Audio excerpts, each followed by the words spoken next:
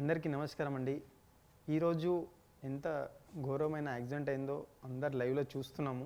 ఈరోజు ఈ వీడియోలో మీకు మెయిన్ పాయింట్ ఏం చెప్తున్నా అంటే, ఎందుకంటే నిన్ననే హైదరాబాద్ టు బెంగళూరు ఏదైతే బస్సు కాలిపోయిందో, ఇది నెక్స్ట్ జస్ట్ 15-20 డేస్ గ్యాప్లోనే మళ్ళీ ఇది తాండూరు నుంచి హైదరాబాద్కి వచ్చిన బస్సు మనం విజువల్ చూస్తున్నాం. ఇంకా ఏదైతే టిప్పర్ లారీ వచ్చి గుద్దడం జరిగిందో అది first of all single road. ఆ రోడ్ ఎప్పుడో శాంక్షన్ అయ్యి సమ్ 1 to 2 years అయింది, కానీ ఇప్పటివరకు ఆ రోడ్ వర్క్ జరగలేదు. అదొక్కటి రోడ్ చిన్నగా అవడం వల్ల అదొక ప్రాబ్లము. ఆ ఎంతమంది అయితే జనాలు బయలుదేరిండ్రో, ఇప్పుడు సండే రోజు హాలిడే ఉండే, మండే రోజు డ్యూటీకి వెళ్దామని అందరు పాపం వాళ్ళకు ఎవరికి కూడా బస్సులో కూర్చున్న వాళ్ళకి తెలియదు మనము చనిపోతున్నాము అని, ఎవరికి ప్లానింగ్ లేదు. కాబట్టి ఇలాంటి జరగనికి రీజన్స్ 2-3 ఉన్నాయి, మీకు చెప్తాను, జాగ్రత్త తినండి. ఇప్పుడు ఆ బస్సులో 60 నుంచి 70 మంది అంట. యాక్చువల్లీ బస్సు కెపాసిటీ కాదు. నేను గవర్నమెంట్తోని నా రిక్వెస్ట్, ఆల్రెడీ ఇది మహారాష్ట్రలో పాటిస్తుండ్రు, మీరు గమనించిండ్రో లేరు ఎప్పుడైనా. మహారాష్ట్ర బస్సులో ఎన్నైతే సీట్స్ ఉంటాయో, ఎగ్జాంపుల్ ఒక 40-30 సీట్స్ ఎంతైతే ఉంటాయో లాంగ్ జర్నీకి, ఆ సీట్స్ ఫుల్ అయిపోతే మహారాష్ట్ర కండక్టర్ డ్రైవర్లు మళ్ళీ ప్యాసింజర్ని ఎక్కించుకోరు.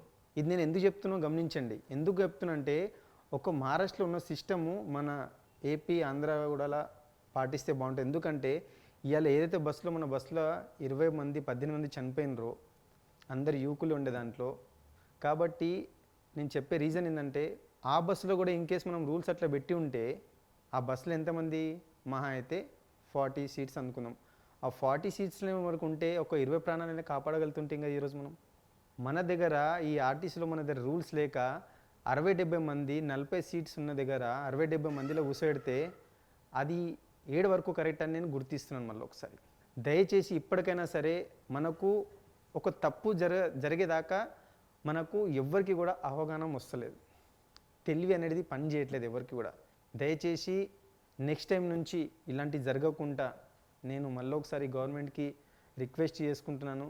సార్, మీరు దయచేసి మన లాంగ్ ఎక్కడైతే బస్సులు తిరుగుతున్నాయో, లోకల్ వరకైతే ఓకే నడిచిపోతుంది, బస్సులో ఎంతమందినో కూర్చోవచ్చు, దాన్ని మనం కంట్రోల్ చేయలేం లోకల్లా. కాబట్టి ఈ లాంగ్ బస్సులు ఎక్కడెక్కడ నుంచి, ఇప్పుడు తాండూరు, బెంగళూరు, ఎవ్రీథింగ్ లాంగ్ ఎక్కడి నుంచి అయితే బస్సులు వస్తున్నాయో, సీట్స్ ఎంతవరకు ఉంటాయో ఆడవరకైనా స్టాప్ చేయించేస్తారు. ఈ రూల్స్ కంపల్సరీ తీసుకురావాలి.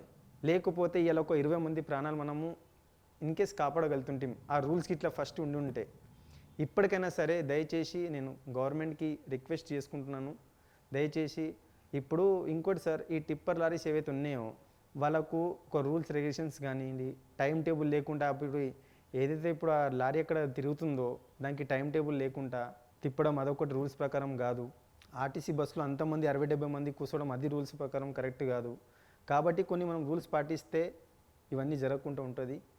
ఎంతోమంది చిన్న ప్రాణాలు పోయినాయి. చాలామంది అయితే వాళ్ళు ఏంటంటే ఆ కంకర్ లోడ్ మొత్తం డైరెక్ట్ బస్సు లోపల పడిపోవడం, ఆ కంకర్ లోపల కింద చిన్న చిన్న పిల్లలు పెద్దోళ్ళు అందరూ దాంట్లో ఒక కాలిపోవడం. ఆ బస్సు నిన్న ఎట్లనో ఇది ఏకంగా వాళ్ళ పైన వెయిట్ పడడం అనేది, కంకర్ వెయిట్ అనేది మనం ఊహించుకోలేం, అంత వెయిట్ ఉంటుంది అది. చాలామంది అయితే బ్రతికిపోయినరు. 18 నుంచి 20 మంది అయితే ఆడనే ఆ కంకర్ కిందనే చనిపోయారు పాపం. వాళ్ళని తీస్తుంటే చూస్తుంటే ఇంకా మీ విజువల్స్ వస్తాయి. చాలా ఘోరమైన పరిస్థితి అది.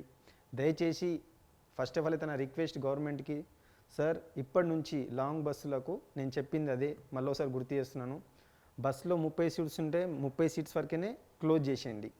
40 సీట్స్ ఉంటే 40 సీట్స్ వరకే ప్యాసింజర్, దాని తర్వాత ఏ ప్యాసింజర్ని కూర్చొనియద్దు, ఏ కస్టమర్ నిలబడికి ఉండొద్దు. అట్లయితేనే నెక్స్ట్ టైం నుంచి ఇలాంటి ప్రమాదం ఎంతో కొంత మనము కాపాడుకోగలుగుతాం ప్రజల్ని. ఓకే, థ్యాంక్ యూ, నమస్తే.